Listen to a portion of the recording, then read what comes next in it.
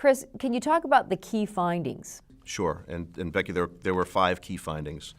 The first of which should surprise nobody in the finance committee, which is that cash is still king. It continues to reign as the #1 issue, but not just the balances, really clarity around forecasting and availability, budgeting, the impact on the ability to pay taxes, repatriation of foreign currency, et cetera. So cash as a finite area has been on our list forever, but it grew in importance, and the answers really lent themselves more toward the process of managing cash than liquidity itself, as perhaps the economy has improved and companies are less concerned with liquidity than they are with planning.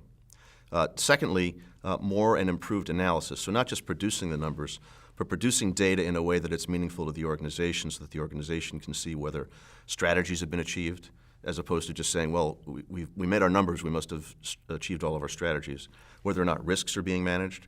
And so some of the data is financial, some of it is financially derived but non-financial.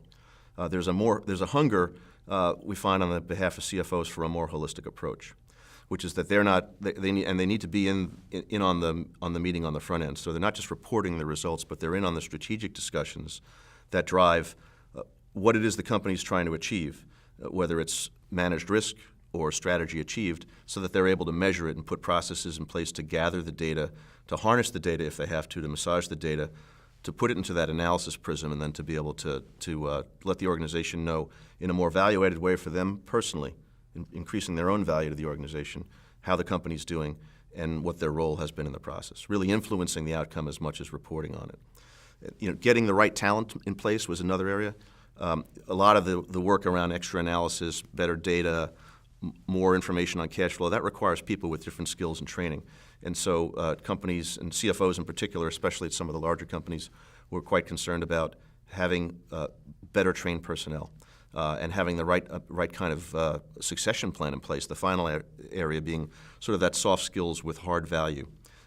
Having people who are trained to have leadership roles in the organization, not necessarily just to produce the data at their desktop that they're expected to produce or expected to have a system produce on their behalf. So those were the 5 key findings from the survey, and they were consistent across organizations.